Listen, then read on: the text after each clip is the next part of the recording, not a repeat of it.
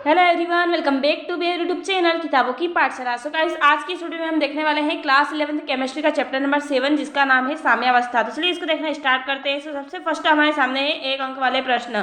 तो इसमें फर्स्ट है, एक उत्क्रमणीय अभिक्रिया में उत्प्रेरक के प्रभाव से, तो इसका राइट आंसर रहेगा अग्र अभिक्रिया व प्रतीप अभिक्रिया दोनों समान रूप से प्रभावित होगी। नेक्स्ट है अभिक्रिया साम्य 2H2 plus O2 equal 2SO3 delta H बराबर -198 Kj में ली सीतालिए के सिद्धांतानुसार अग्र अभिक्रिया हेतु अनुकूलन दशा है। तो इसका राइट आंसर रहेगा ताप में कमी व दाब में वृद्धि। नेक्स्ट है अभिक्रिया N2 plus 3H2 equal to NH3 के लिए अभिक्रिया लब्धि है Q बराबर NH3 स्क्योर बटे N2 H2 क्यूब। अभिक्रिया दाईं ओर से बाईं ओर अग्रसर होगी यदि, तो इसका राइट आंसर रहेगा Q बड़ा है Kc से। नेक्स्ट है अभिक्रिया CO प्लस Cl2 COCl2 में Kp बटे Kc बराबर है, तो इसका राइट आंसर रहेगा 1 बटे RT। नेक्स्ट है साम्य 2HL बराबर H2 प्लस L2 के लिए कौन सा व्यंजक सही है, तो इसका राइट आंसर रहेगा Kp बराबर Kc।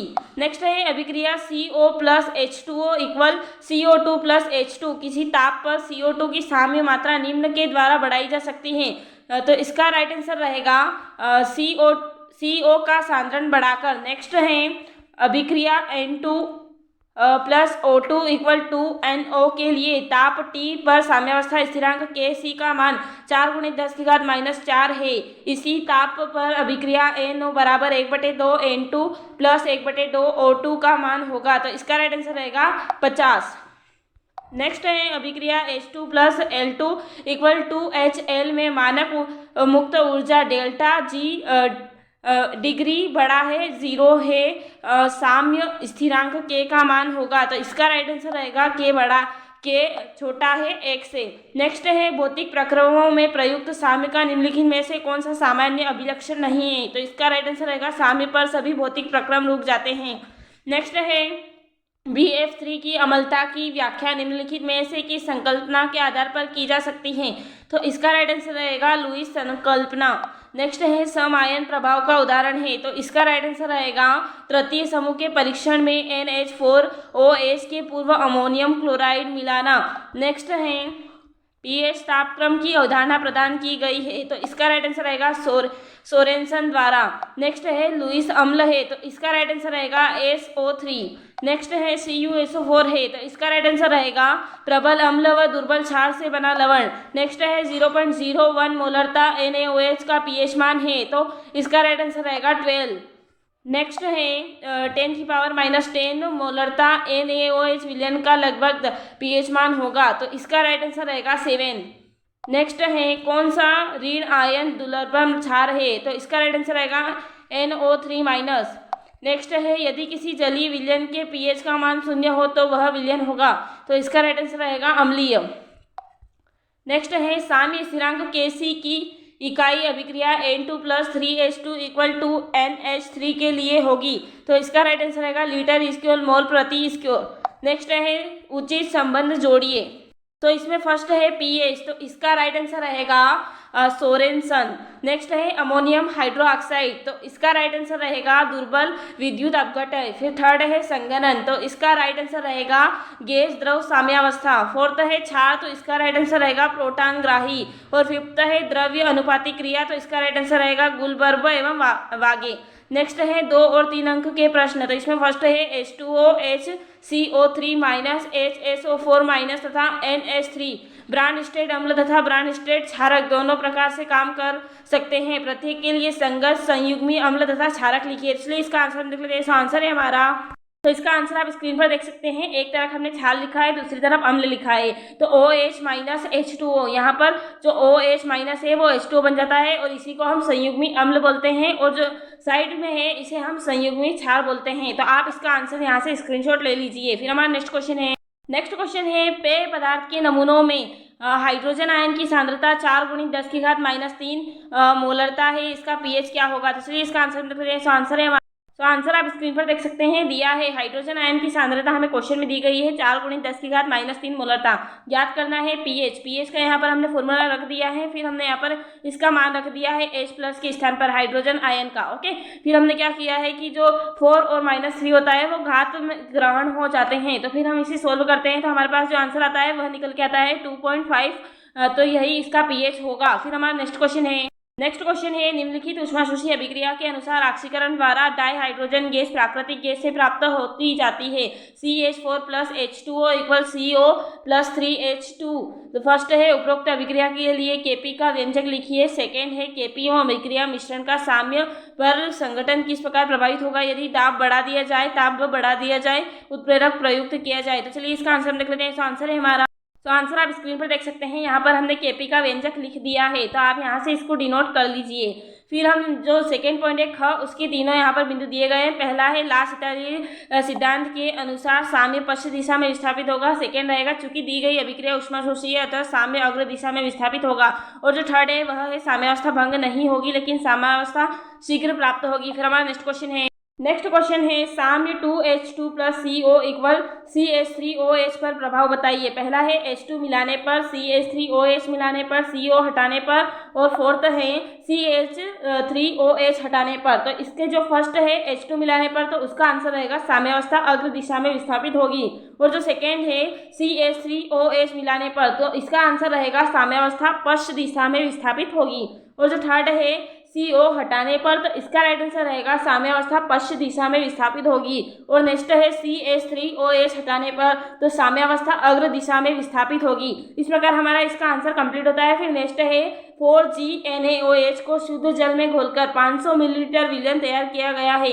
इस विलयन का पीएच क्या होगा? तो इसलिए इसका आंसर है हमारा, तो आंसर आप स्क्रीन पर देख सकते हैं। NaOH का तुल्यांकी द्रव्यमान और अधिक द्रव्यमान समान होते हैं, अतः NaOH की सांद्रता, तो यहाँ पर 4/500 है, जिसको हमने सोल्व किया है तो हमारे पास आंसर आता है 0.008 मोलरता, जिसको हम कैपिटल M से व्यक्त करते हैं। फिर है अर्थात OH- जिसको हमने यहाँ पर मोलरता का मान रख दिया है। फिर है H+ OH-, इन दोनों का मान होता है 1 × 10⁻⁻40।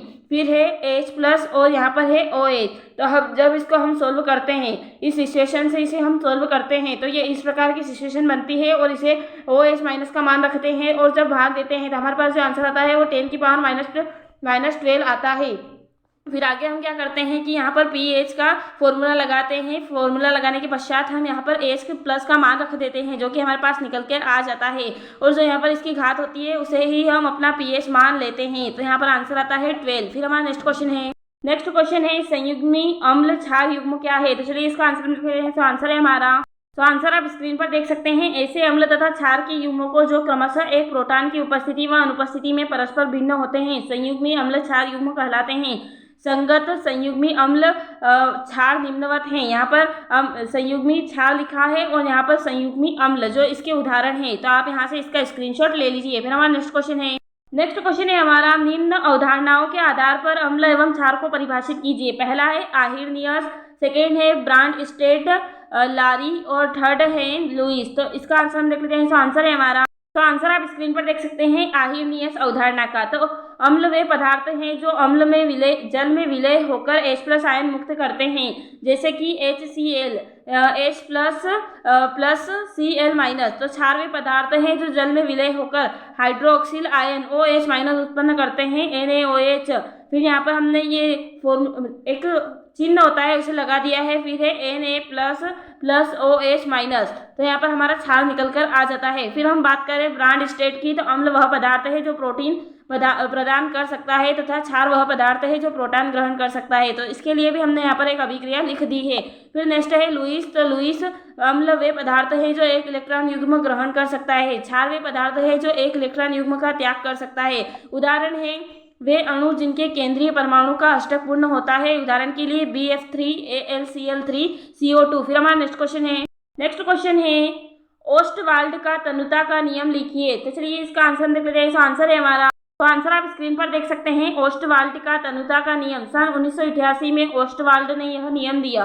दुर्बल विद्युत अपघट्यों के आयनन की मात्रा उनकी तनुता के वर्गमूल के समानुपाती होती है। तो यहाँ पर हमने इस फॉर्मूले के हिसाब से यहाँ पर हमने इसका फॉर्मूला बना लिया है। फिर जहाँ ए आयनन की मात्रा है और जो वी है वो विलयन का आयतन है। फिर हमारा नेक्स्ट क्वेश्चन है पीएच स्केल से क्या समझते हैं? क्या किसी पीएच का मान 0 से कम या 14 से ज़्यादा हो सकता है? उचित कारण देते हुए अपने उत्तर को समझाइए। तो चलिए इसका आंसर देख लेते हैं। तो आंसर है हमारा, तो आंसर आप स्क्रीन पर देख सकते हैं। पीएच स्केल यह विलयन में हाइड्रोजन आयन सांद्रता नापने का पैमाना है।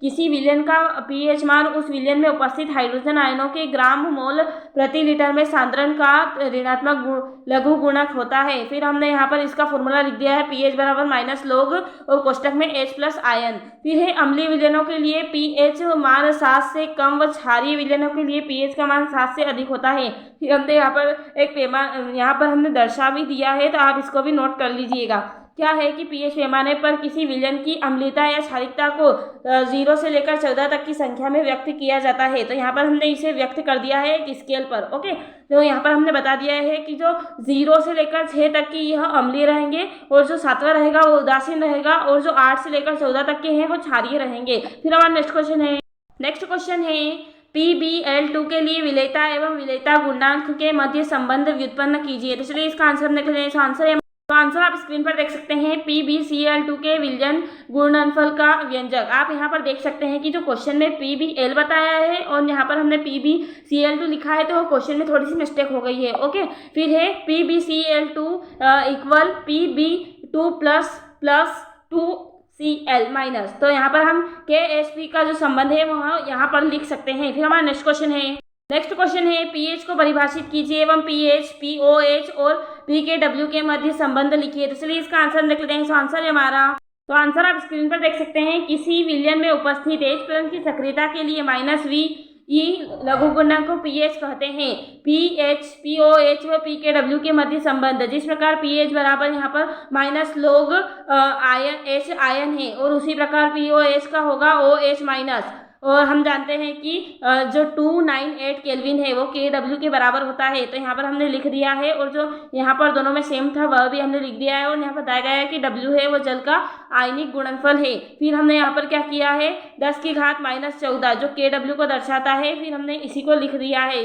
यहाँ पर KW का मान 10 की घात -14 ही होता है। फिर है चूंकि लोग, फिर हमने यहाँ पर इसका पूरा ही रख दिया है। फिर हमने इसको सोल्व किया तो हमारे पास जो आंसर आता है वही इसका संबंध है। PH plus POH equal PKW बराबर 14। फिर हमारा नेक्स्ट क्वेश्चन है सम आयन प्रभाव क्या है, उदाहरण सहित स्पष्ट कीजिए। तो चलिए इसका आंसर हम देख लेते हैं। तो आंसर है हमारा, तो आंसर आप स्क्रीन पर देख सकते हैं। सम आयन प्रभाव, किसी दुर्बल विद्युत अपघटय के विलयन में कोई सम आयन युक्त प्रबल विद्युत अपघटय का विलयन मिलाने पर दुर्बल विद्युत अपघटय का आयनन कम हो जाता है। यह प्रभाव सम आयन प्रभाव कहलाता है। उदाहरण है कैल्शियम कार्बोनेट युक्त कठोर जल में सोडियम कार्बोनेट की थोड़ी सी मात्रा मिलाने पर कैल्शियम कार्बोनेट अपक्षरित होकर नीचे बैठ जाता है। यह सम आयन प्रभाव के कारण होता है। फिर हमारा नेक्स्ट क्वेश्चन है तृतीय समूह के हाइड्रोक्साइडों के अवक्षेपण में NH4Cl व NH4OH के स्थान पर NaCl की उपस्थिति में क्या NaOH मिलाया जा सकता है तथा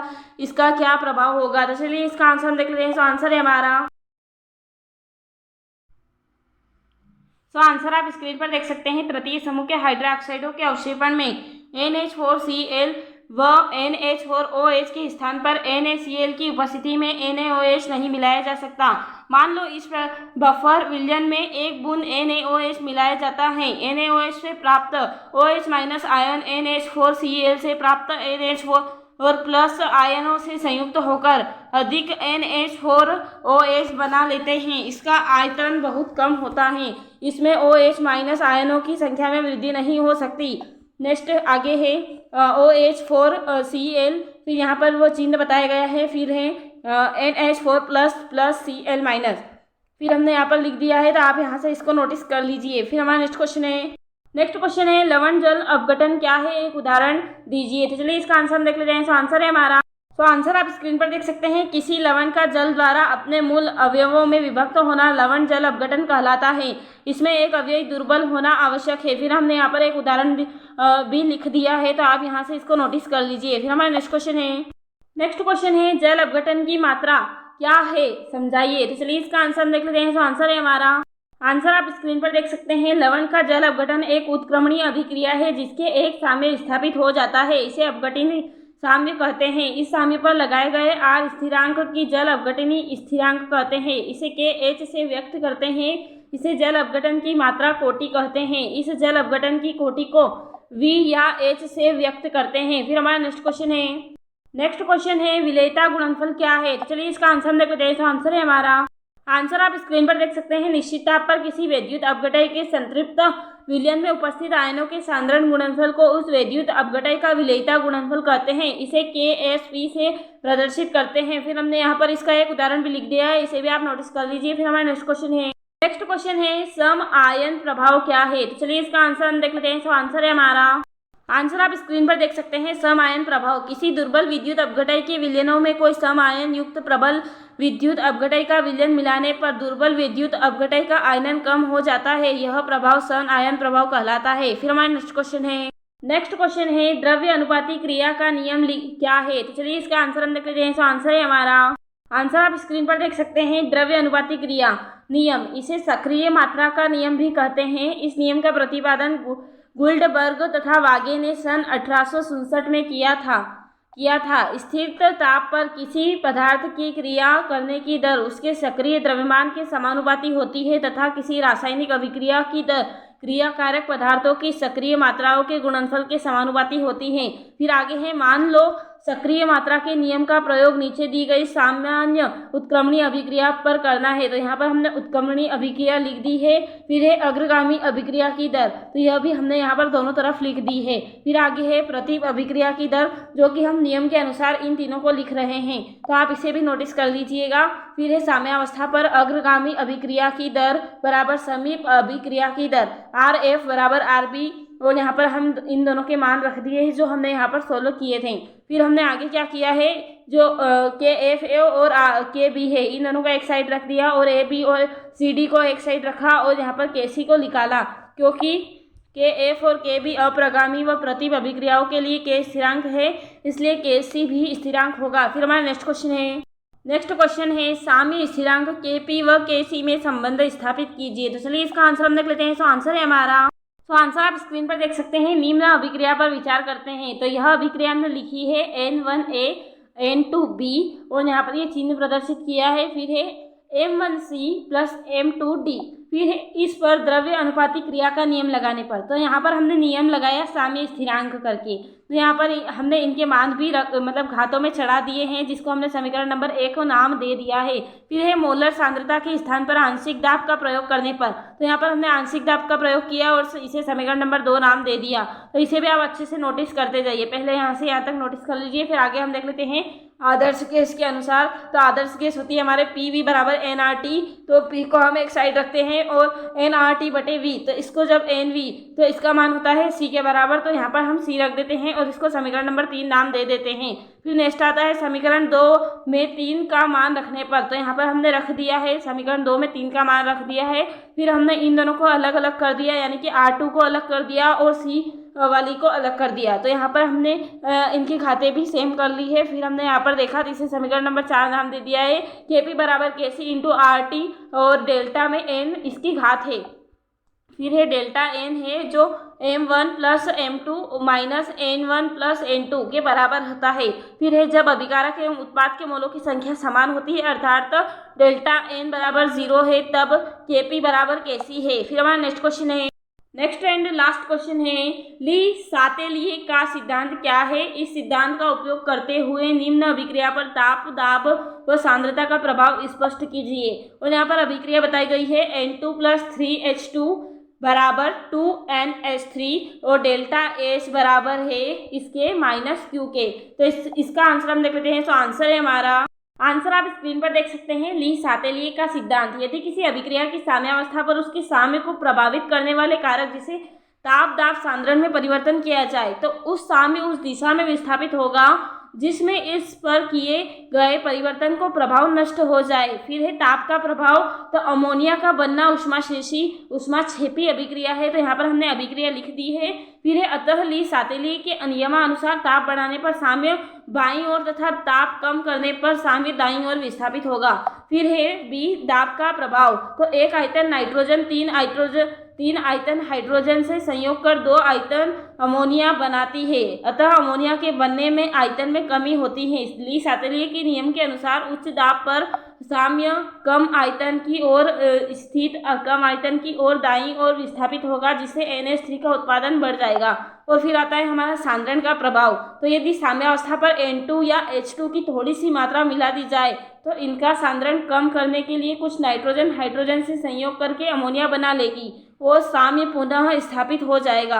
अतः N2 व H2 की मात्रा मिलाने से NH3 का उत्पादन बढ़ जाएगा। इस प्रकार हमारे इस चैप्टर के सारे क्वेश्चन आंसर कंप्लीट होते हैं। तो thanks for watching this video अच्छा लगा तो प्लीज वीडियो को लाइक, चैनल को subscribe and share this video.